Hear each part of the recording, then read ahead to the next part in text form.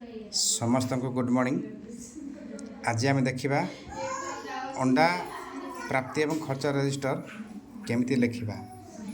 देखु मलाट पर अच्छी शिशुर नाम लिखे, ग्रामर नाम, पंचायतर नाम।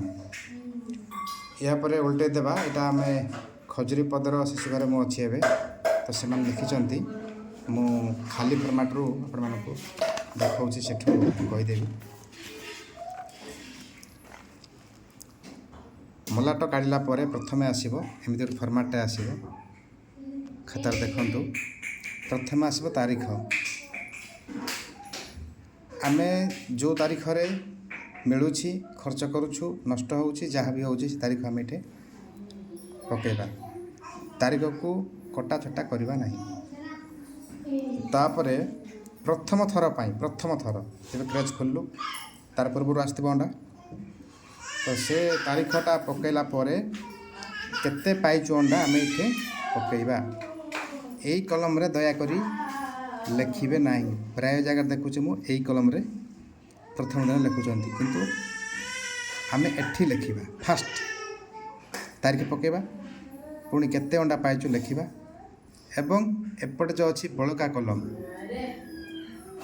ए बड़का कलम रे केते बड़का है से फिगर समान फिगर आम ये लिखा। मंतव्य आम किसी थाए मंतव्य ताहले आम लिखिपर। तापरे जदि सही सामान डेट रे तारीख रे सेम तारीख रे जदि आम किसी खर्च करिछु पुणी से तारीख ये पकेबा। एठी प्राप्तिर किसी पकेबा आवश्यक ना, थरे पड़ जाए।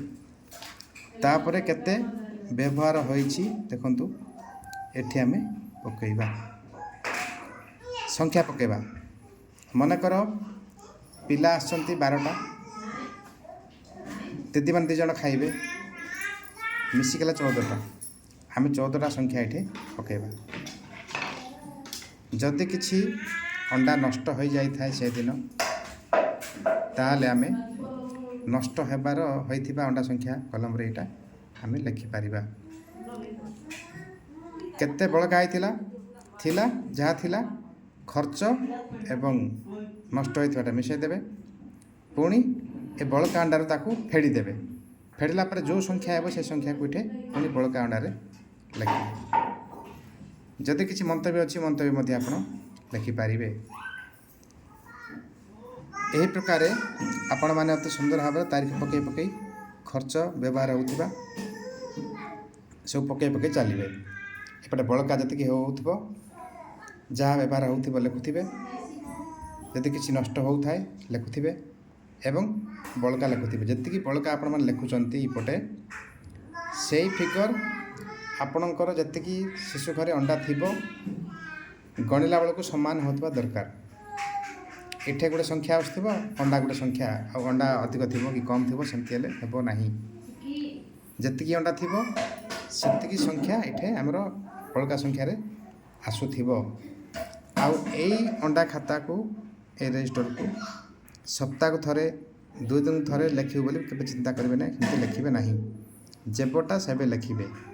आज जी अंडा जी पिला गणिली जी आम अंडा सिझेलु गोटे सेकेंड लगे जी अंडा आम काढ़ुचु से फिगरटा ये पकईदेवे। तापर आपण मैंने अंडा सिझेबे। जदि बड़का लिखिपार ना सागे सागे शिशुकर छुट्टी है ए बड़काटा लिखिपारे। किंतु शिशुकर छाड़ा आगु ये लिखिकी जी हाँ आज पढ़ाऊँ काल के आसिक लिखिदेवी सेमती हम ना। बड़का अंडा लिखे तापर जी। मुझे कहबी जे अंडा जी आम व्यवहार कलु संगे संगे से बड़का अंडार माइनस कर लिखिदेवा आउ जा। जदि किसी कारणवश मिसेबा लेट हो कि कौन कारण लिखिपार ताल शिशुकर छाड़ी पूर्व लिखिकी जी। आमर ये मात्र 18टा कलम अच्छी।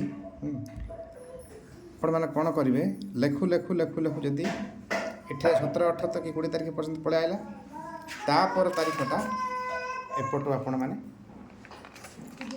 एपटे लिखे। पुणी सेम फॉर्मेट अच्छी एपटू लिखि लिखि लिखि चलिए। मनकर ये जगार 30 तारीख हो गला आ मास सरीगला से दिन ताले इठू अब 1 आरंभ करेंगे ना।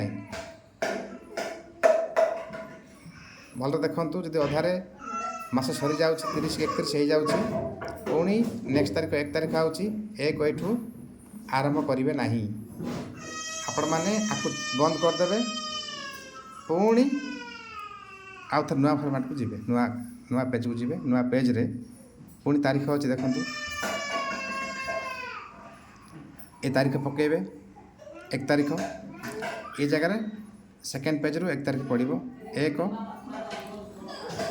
ପ୍ରାପ୍ତି ତ କିଛି ନାହିଁ, କିଛି ମିଳିନାହିଁ ସେଦିନ। ଯଦି ମିଳିଥାଏ ଲେଖିବେ, ଯଦି କିଛି ମିଳିନାହିଁ ଲେଖିବେ ନାହିଁ। ତାରିଖ ପକାଇଲେ ଏଇ ମାସରେ ଗତ ମାସରେ କେତେ ବଳକା ଥିଲା ସେଇ ଫିଗରଟା ଏଠି ଆମେ ଏଇ କଲମରେ ଏ ବଳକା ହେଇଥିବା ଅଣ୍ଡା ସଂଖ୍ୟାରେ ଲେଖିବା। ମନେ ରଖୁ ଏ ତଳ କଲମରେ ଲେଖିବା ନାହିଁ, ଉପରେ ଲେଖିବା। ଦେଖନ୍ତୁ ଏଠି ଏ ଜାଗାରେ ଲେଖିବା।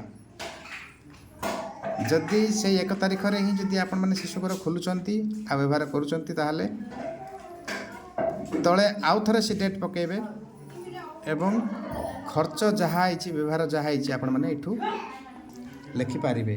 ଏଠୁ ଲେଖିବେ ବ୍ୟବହାର ହୋଇଥିବା ଅଣ୍ଡା ପ୍ଲସ୍ ବଳକା ଅଣ୍ଡାର ମାଇନସ୍ କରିକି ଏଠି ଆପଣ ବଳକାଟା ଲେଖିବେ। ବୁଝିପାରିଲେ?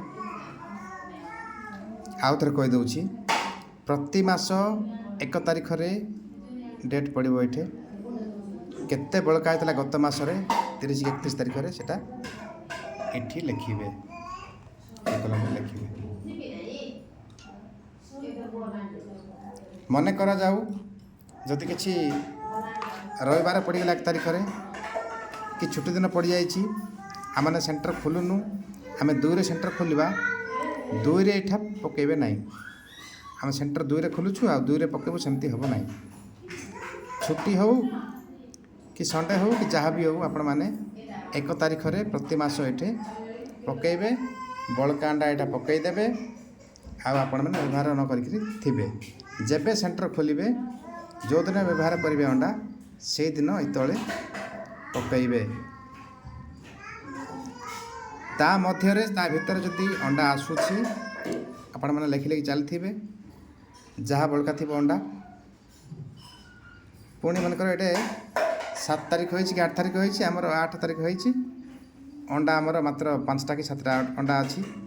ପୁଣି ଆମର ଅଣ୍ଡା 115 କି 120 ପଳେଇ ଆସିଲା। ଯେଉଁ ଡେଟ୍ରେ ଆସିଲା ସେଇ କଲମର ସେଇ ଡେଟ୍ ଲେଖିବେ, କେଉଁ ତାରିଖରେ ପାଇଲେ ଅଣ୍ଡା, କେତେ ପାଇଲେ ଲେଖିବେ। ବ୍ୟବହାର ସେଦିନ ଯଦି ହେଇଥିବ ଲେଖିବେ ନାହିଁ, ଏଠି ତଳେ ଲେଖିବେ। ସେମ୍ ଧାଡ଼ିରେ ଅଣ୍ଡା ପ୍ରାପ୍ତିରେ ଲେଖିବେ ଆଉ ବ୍ୟବହାର ହୋଇଥିବାଟା ଲେଖିବେ ନାହିଁ। ଦୟାକରି ଲେଖିବେ ନାହିଁ, ଲେଖିଲେ ହିସାବ ଭୁଲଭାଲ ହେଇଯାଉଛି। ଆକୁ ଯେତିକି ଅଣ୍ଡା ପାଇଲେ, ଯେତିକି ବଳକା ଥିଲା, ଦେଖନ୍ତୁ ଏଠି ବଳକା ଥିବ ପୂର୍ବ କଲମରେ, ଏଠି ଅଣ୍ଡା ପାଇଲେ ତାକୁ ମିଶାଇ ଦେବେ ଏବଂ ବଳକା ଅଣ୍ଡାରେ ଲେଖିବେ। ତାପରେ ଯଦି ଆପଣମାନେ ସେଇ ସମାନ ତାରିଖରେ ଖର୍ଚ୍ଚ କରୁଛନ୍ତି କି ବ୍ୟବହାର କରୁଛନ୍ତି ଅଣ୍ଡା, ତାହେଲେ ପୁଣି ନେକ୍ସଟ ଲେଖିବେ।